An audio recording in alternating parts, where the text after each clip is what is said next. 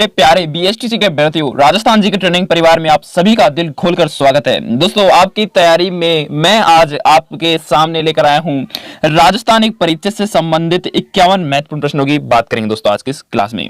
दोस्तों, यह क्लास बहुत ही खास होने वाली है। पीटीटी का एग्जाम आपने दे चुका होगा। अगर आपका पीटीटी का एग्जाम अच्छा गया है तो लाइक जरूर करना दोस्तों, ठीक है। यानी कि पीटीटी एग्जाम अगर आपने दिया है तो अच्छी बात है, लेकिन अगर आपने पर्टिकुलर बीएसटीसी की तैयारी करना चाहते हो, क्योंकि अभी तक बीएसटीसी फॉर्म भरना स्टार्ट भी नहीं हुए हैं, ठीक है। अगर आप बीएसटीसी की तैयारी कर रहे हो तो हमारे चैनल के साथ जरूर जुड़ना दोस्तों, क्योंकि हम आपकी बीएसटीसी की तैयारी में बहुत ही शानदार योगदान देने वाले हैं।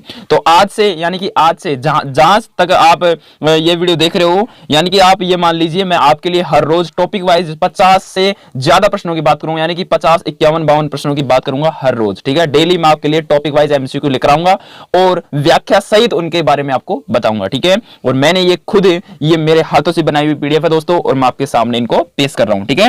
राजस्थान जी के ट्रेनिंग अपने YouTube चैनल का नाम है, ठीक है। इसको जरूर सब्सक्राइब कर लेना। तो चलिए बिना किसी विलंब के शुरुआत करते हैं। पहला प्रश्न से शुरुआत करते हैं, ठीक है। अगर आपको किसी भी प्रश्न का आंसर आता है तो जरूर बताइएगा।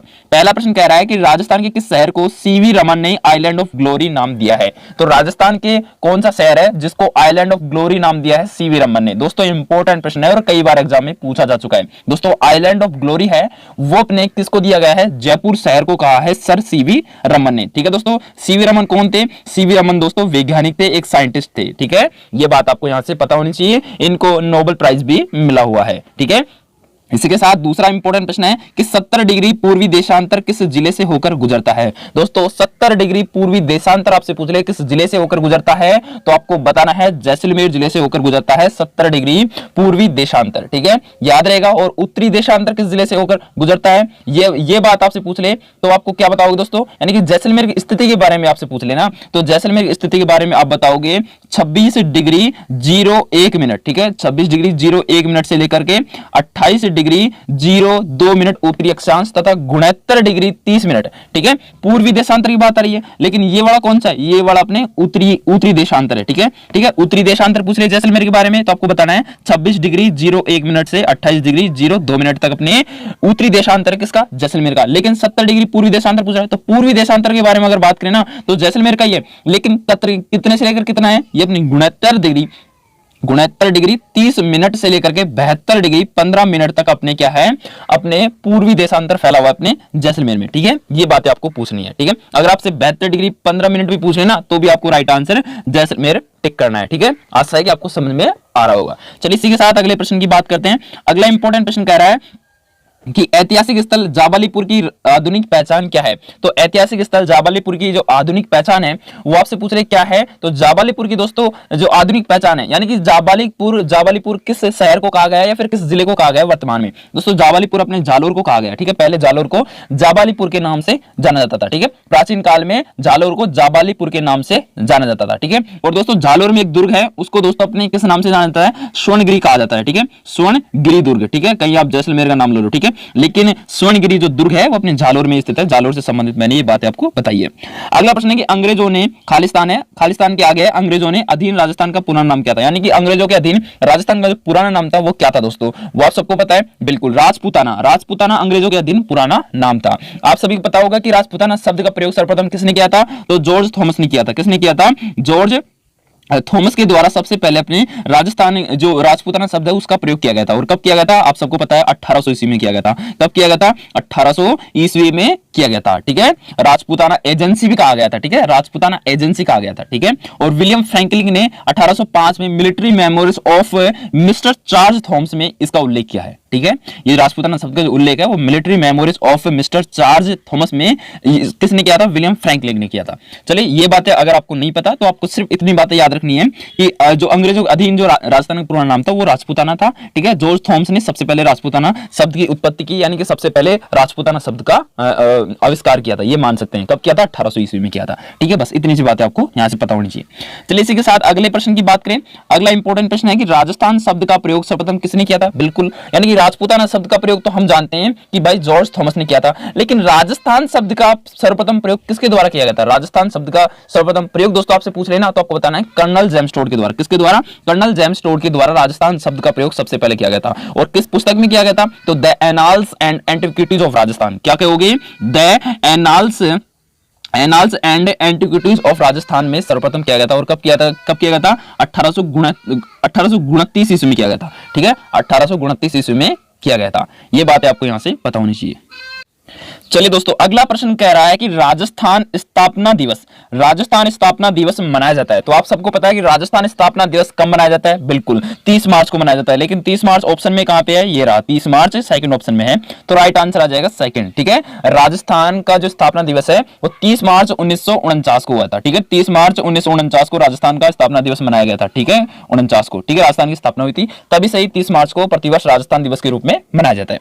इसी के साथ अगला प्रश्न है कि राजस्थानी भाषा दिवस कब मनाया जाता है। भाई राजस्थानी स्थापना दिवस के बारे में तो सबको पता है कि सर 30 मार्च को मनाया जाता है, लेकिन आपसे पूछ ले कि राजस्थानी भाषा दिवस कब मनाया जाता है, तो भाषा दिवस में कंफ्यूज हो जाता है। आपको बताना है 21 फरवरी। ठीक है, 21 फरवरी के रूप में राजस्थानी भाषा दिवस के रूप में मनाया जाता है, हर वर्ष मनाया जाता है। ठीक है, अगला प्रश्न है दोस्तों कि कौन सा सही सुमेलित नहीं है। दोस्तों इनमें से कौन सा सही सुमेलित नहीं है, तो आपको पता होना चाहिए। 100 द्वीपों का शहर क्या बांसवाड़ा को कहते हैं क्या? 100 द्वीपों का शहर बांसवाड़ा कहते हैं, बिल्कुल कहते हैं सर, बिल्कुल कहते हैं। मरुस्थल का प्रवेश द्वार जैसलमेर को कहते हैं क्या सर?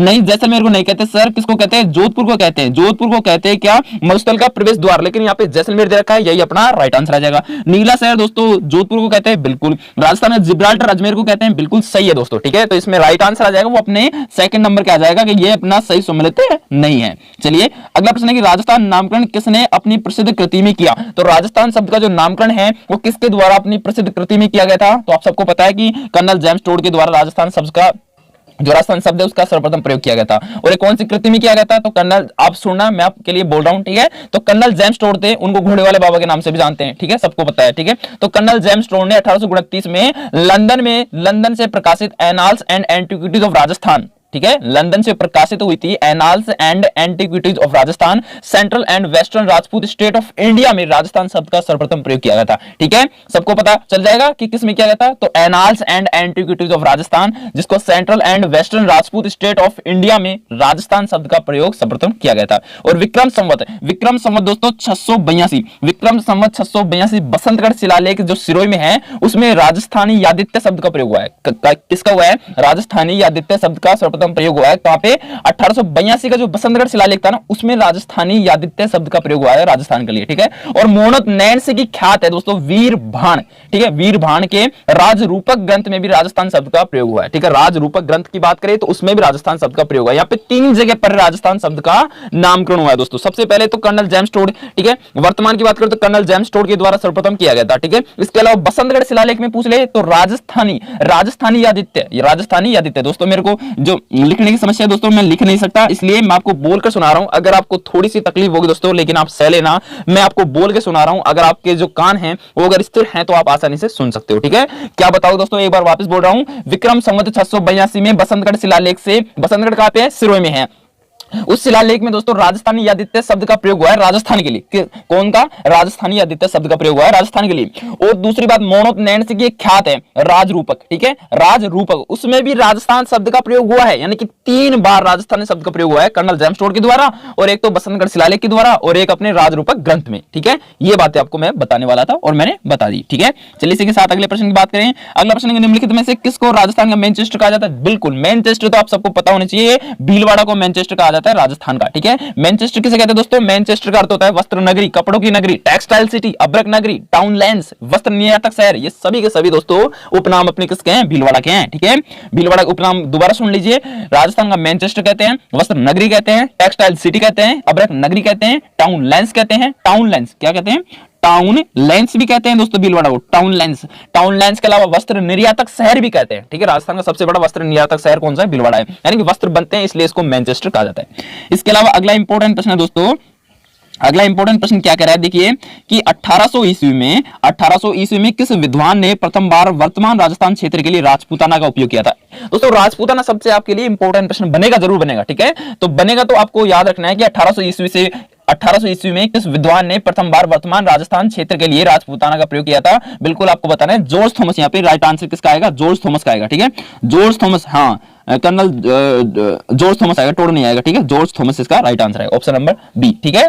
ये बात आपको यहां से पता होनी चाहिए। अगला इंपॉर्टेंट प्रश्न कह रहा है कि मांड किसका प्राचीन नाम था। दोस्तों मांड है ना, मांड किसका प्राचीन नाम था, ऐसा आपसे पूछ ले तो आपको बताना है मांड अपनी किसका प्राचीन नाम था। बिल्कुल जैसलमेर का जो प्राचीन नाम था वो मांड था दोस्तों, जैसलमेर का प्राचीन नाम क्या था, मांड था, ठीक है। मांड भी कह दीजिए इसको, ठीक है, मांड भी कह सकते हैं, ठीक है, मांड धरा भी कह सकते हैं, ठीक है, और दुंगल भी कह सकते हैं, क्या, दुंगल भी कह सकते हैं। ये तीन नाम दोस्तों, ये मांड, मांड धरा और दुंगल, ये जैसलमेर के क्या है, जैसलमेर के क्या है, जैसलमेर का प्राचीन नाम थे, ठीक है। वैसे ही करौली की प्राचीन नाम पूछ ले, करौली का पूछ ले, करौली का आपसे पूछ ले प्राचीन नाम क्या था, तो करौली का प्राचीन नाम था डांग की रानी, क्या था, डांग की रानी, ठीक है। उसी तरह बूंदी का पूछ ले तो बूंदी का क्या बताओगे, बूंदी का प्राचीन नाम क्या बताओगे दोस्तों, एक एक का नाम मैं बता रहा हूं। तो करौली का डांग की रानी, ठीक है, और बूंदी का पूछ ले तो बूंदी का आपको क्या बताना है, स्टेप वेल्स ऑफ सिटी, यानी कि बावड़ियों का शहर, ठीक है, क्या बताओगे, बावड़ियों का शहर, ठीक है। इसी के साथ प्रतापगढ़ का पूछ रहे तो प्रतापगढ़ आपको क्या बताना है, 56 गांव का समूह, ठीक है, 56 गांव का समूह, ठीक है। ये बातें आपको यहां से पता होनी चाहिए। प्रतापगढ़ का जो प्राचीन नाम था 56 गांव के समूह के नाम से इसको जाना जाता था,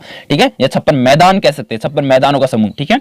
चलिए अगला प्रश्न है कि सो टापू का शहर राजस्थान के किस जिले में स्थित है। तो सो टापू का शहर बिल्कुल आप सबको पता है, डी, ऑप्शन नंबर डी इसका राइट आंसर आ जाएगा, बांसवाड़ा, ठीक है। बांसवाड़ा को सो टापू के शहर के नाम से जानते हैं, ठीक है।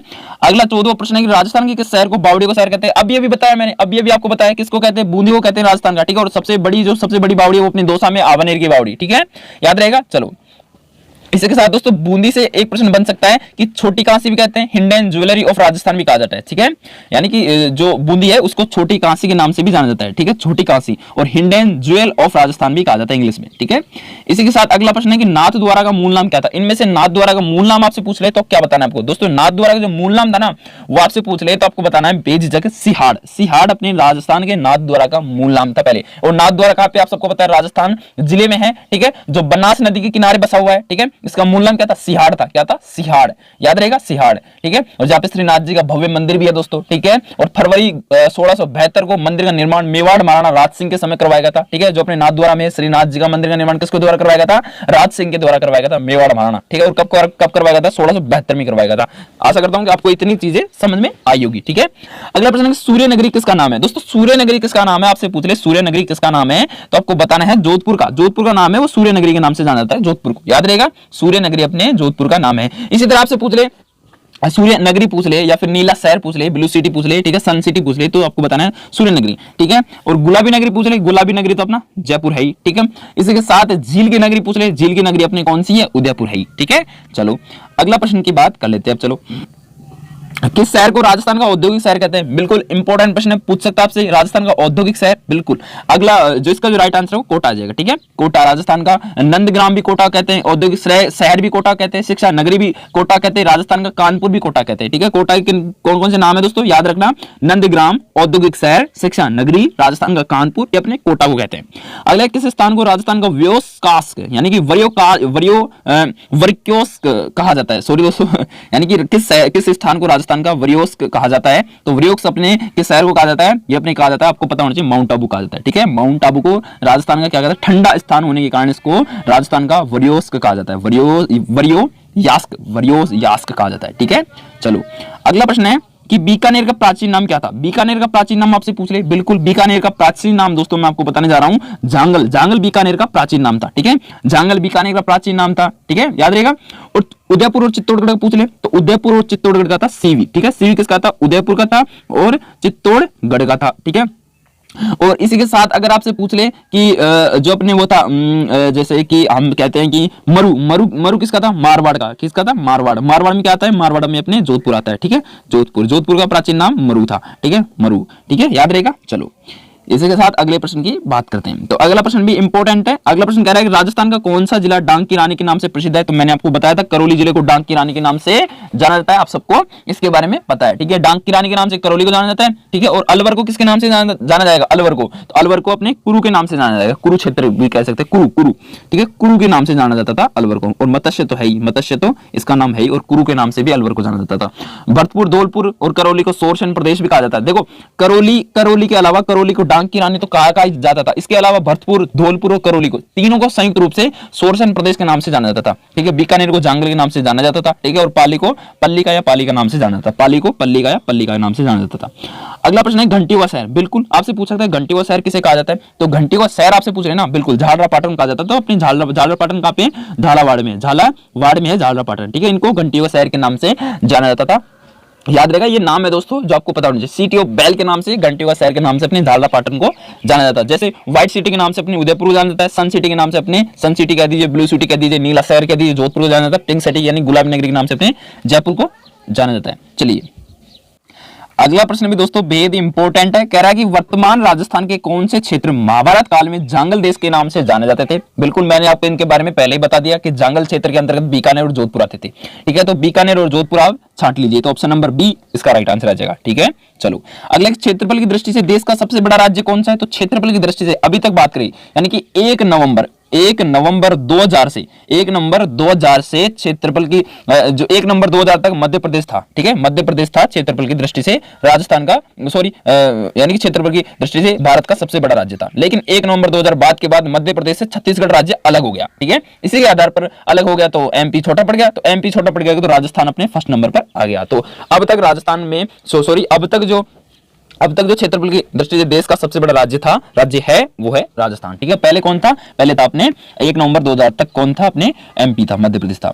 इसके अलावा अगला प्रश्न भी इंपॉर्टेंट प्रश्न कह रहा है दोस्तों। इंपॉर्टेंट प्रश्न क्या है कि जांगल जनपद की राजधानी क्या थी, तो जांगल जनपद की राजधानी क्या थी, जांगल के अंतर्गत अपने बीकानेर जोधपुर आते थे ये तो पता है, लेकिन इसकी राजधानी क्या थी, तो इसकी राजधानी अहि छत्रपुर थी। क्या थी, अहि छत्रपुर थी। अहि छत्रपुर किसको कहते हैं, अहि छत्रपुर नागौर को कहते हैं प्यारे साथियों, किसको, नागौर को कहते हैं। तो अहि छत्रपुर यानी कि बीकानेर और जोधपुर की जो राजधानी थी वो नागौर थी पहले, ठीक है। जांगल जनपद की राजधानी क्या थी, अहि छत्रपुर थी, ठीक है। जांगल कौन कौन में आते थे, जांगल में अपने बीकानेर और जोधपुर आते थे। इसी प्रकार जो अहि छत्रपुर थी वो किसकी राजधानी थी, जांगल जनपद की राजधानी थी। और अहि छत्रपुर किसको कहते हैं, नागौर को कहते हैं, ठीक है, याद रहेगा। चलिए अगला प्रश्न है किस नगर को झीलों की नगरी कहा जाता है, तो किस नगर को, झीलों नहीं है दोस्तों, झीलों की नगरी है, ठीक है, सॉरी झीलों की नगरी यानी कि झीलों की नगरी दोस्तों आप सबको पता है कि ऑप्शन नंबर बी उदयपुर को अपने लेक सिटी यानी कि उदयपुर को लेक सिटी यानी कि झीलों की नगरी के नाम से जाना जाता है। और उदयपुर को एक नाम से और जाना जाता है, पूर्व का वेनिस के नाम से भी अपने किसको जाना जाता है, उदयपुर को ही जाना जाता है।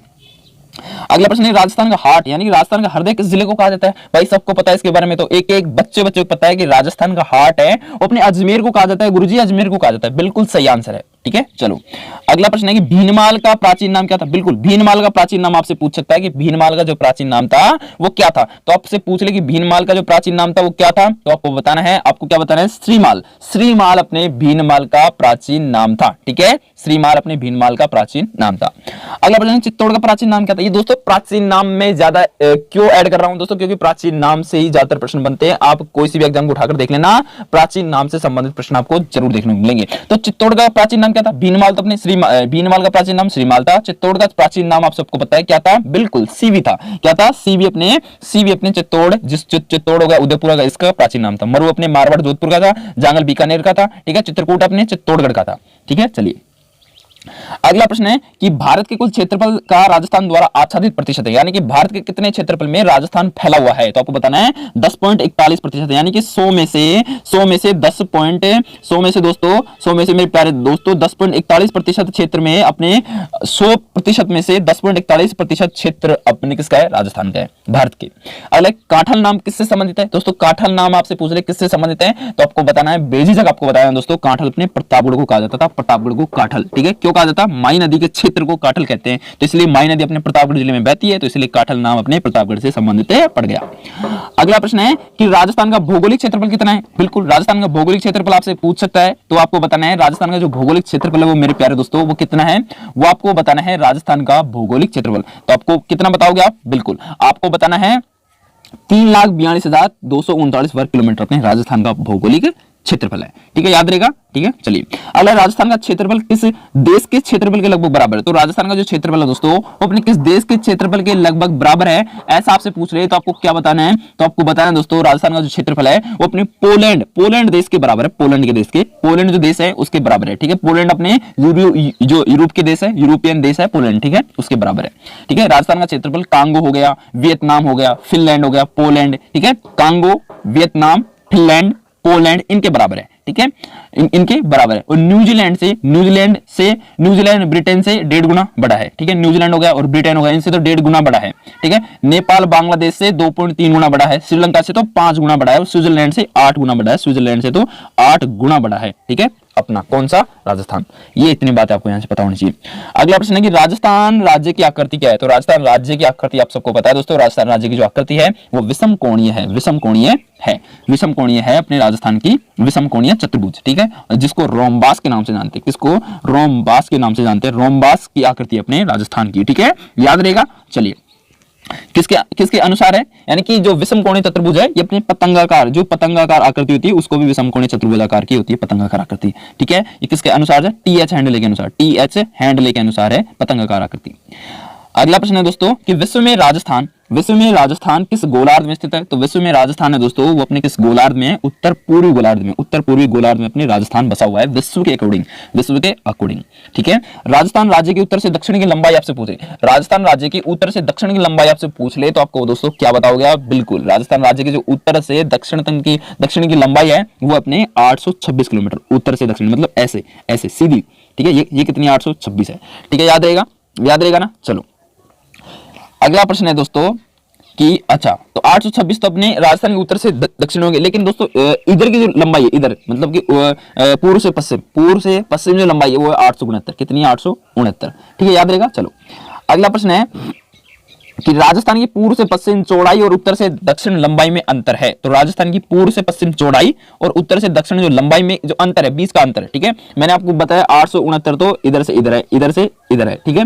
और जो इधर वाली है ये तो 869 है और ये अपनी कितनी? 826 है। तो 869 में से 826 कम करोगे तो आपके पास कितना शेष बच कर आएगा? वो आपके पास कितना शेष बचेगा? तो दोनों में अंतर 43 किलोमीटर का आ जाएगा, ठीक है। माइनस करेंगे 826 तो अपने पास आ जाएगा 43, ठीक है, 43 किलोमीटर। तो 43 किलोमीटर अपने इसका अंतर आ जाएगा, याद रहेगा। चलो, अगला प्रश्न है कि कर्क रेखा राजस्थान के किन जिलों से होकर गुजरती है? तो कर्क रेखा बिल्कुल भारत से होकर 3 रेखा होती है, ठीक है। कौन कौन सी रेखा? आप सबको पता है कि जो रेखाएं होती है वो 3 होती है, ठीक है। मेरे को इतना पता है कि रेखाएं 3 होती है। और कौन कौन सी रेखा होती है?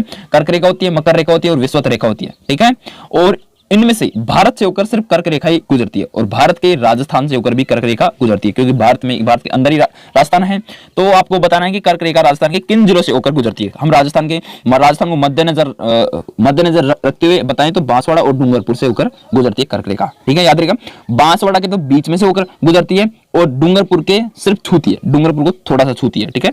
चलो, अगला, किस जिले में अंतरराष्ट्रीय और अंतरराष्ट्रीय सीमा दोनों है? यानी कि ये अंतरराष्ट्रीय नहीं है, अंतरराज्यीय और ये अंतरराष्ट्रीय है, ठीक है।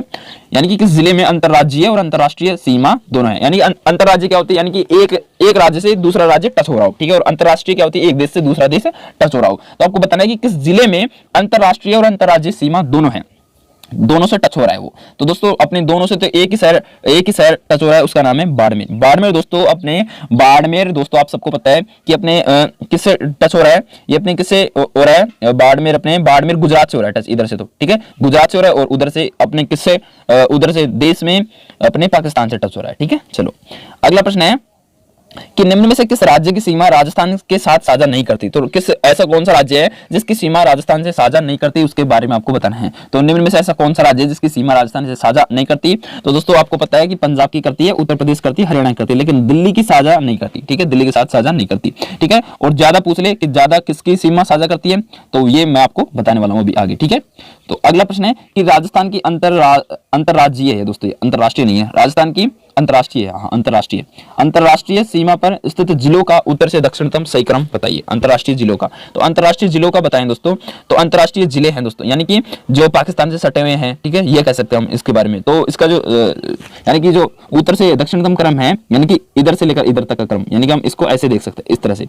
तो इस तरह से क्रम है वो है गंगानगर का, पहले गंगानगर आता है ऊपर, फिर आता है बीकानेर, फिर आता है जैसलमेर, फिर आता है बाड़मेर, ठीक है, नीचे बाड़मेर आता है, ये इसकी वो है, ठीक है, याद रहेगा। चलो, अगला प्रश्न है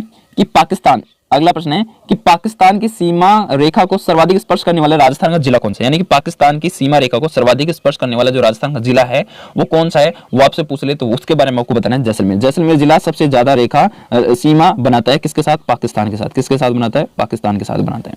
अगला प्रश्न, राजस्थान का जिला जो गुजरात के बनासकांठा जिले की सीमा को स्पर्श करता है। यानी राजस्थान का ऐसा कौन सा जिला है जो गुजरात को स्पर्श करता है और गुजरात की बनासकांठा जिले की सीमा को स्पर्श करता है, और वो राज्य है दोस्तों अपने कौन सा है, बिल्कुल वो अपने जालोर जिला है दोस्तों। कौन सा है, जालोर, बिल्कुल आपको पता होना चाहिए, ठीक है, जालोर जिला है। अगला प्रश्न है कि राजस्थान का वह जिला जिसकी सीमा मध्य प्रदेश तथा गुजरात से लगती है वह कौन सा है। तो मध्य प्रदेश के साथ भी लगे और गुजरात के साथ भी लगे, तो ऐसा तो अपने बांसवाड़ा है। कौन सा है, बांसवाड़ा, ठीक है। बांसवाड़ा की सीमा मध्य प्रदेश और गुजरात के साथ लगती है, ठीक है। और जो हनुमानगढ़ की जो सीमा है दोस्तों, आप सबको पता है हनुमानगढ़ की सीमा पंजाब और हरियाणा के साथ लगती है, और भरतपुर की सीमा हरियाणा और उत्तर प्रदेश के साथ लगती है, और धौलपुर की जो सीमा है उत्तर प्रदेश और मध्य प्रदेश के साथ लगती है।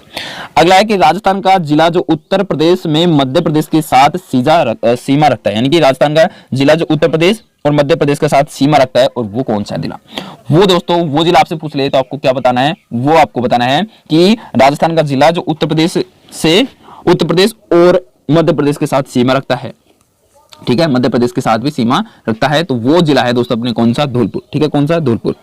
अगला प्रश्न दोस्तों कि कौन सा जिला गुजरात को स्पष्ट नहीं करता, यानी कि गुजरात को छूता नहीं है, ऐसा कौन सा जिला है। तो ऐसा जिला है दोस्तों वो है प्रतापगढ़। प्रतापगढ़ बताओ कहां से गुजरात को छुएगा, ठीक है, ये नहीं छुएगा। बाड़मेर छूता है, डूंगरपुर छूता है, जालोर छूता है, सबसे ज्यादा तो जालोर छूता है। अगला प्रश्न है कि राजस्थान राज्य का कौन सा जिला हरियाणा राज्य के हिसार जिले की सीमा को छूता है। तो राजस्थान का राज्य का कौन सा जिला है जो हरियाणा राज्य के हिसार जिले की सीमा को छूता है। तो राजस्थान राज्य का कौन सा जिला है जो हरियाणा राज्य के हिसार जिले की सीमा को छूता है, तो वो जिला कौन सा है दोस्तों, वो जिला आपसे पूछ ले तो आपको बताना है ऑप्शन नंबर ए, हनुमानगढ़ जिला। हनुमानगढ़ जिला अपने हरियाणा से टच हुआ है, टच है। अगला, कितने राज्यों की सीमा राजस्थान से लगती है। तो यानी कि आपने कितने जिले हैं, सॉरी कितने राज्य हैं जिनकी सीमा अपने राजस्थान से लगती है, वो है दोस्तों कितने जिले हैं, वो है लगभग 5 जिले। कितने हैं, 5 जिले। 5 जिले हैं जिनकी सीमा अपने राजस्थान के साथ लगती है। 5 राज्य हैं जिनकी सीमा अपने राजस्थान के साथ लगती है, और 5 राज्य कौन कौन से हैं। पहला तो पंजाब, पहला कौन सा है, पंजाब। पंजाब के अलावा आपसे पूछ ले, पंजाब के अलावा हरियाणा, कौन सी है, हरियाणा। हरियाणा का अलावा पूछ ले तो यूपी, ठीक है, यूपी यानी कि उत्तर प्रदेश। यूपी के अलावा एमपी यानी कि मध्य प्रदेश, और एमपी के अलावा दोस्तों पूछ ले तो गुजरात। क्या बताओगे, गुजरात, ठीक है। इन 5 राज्यों की सीमा अपनी राजस्थान के साथ टच होती है। सबसे कम पंजाब के साथ होती है, सबसे ज्यादा एमपी के साथ होती है। ये बातें आपको यहाँ से पता होनी चाहिए। तो इसका जो राइट आंसर है वो 5 आ जाएगा।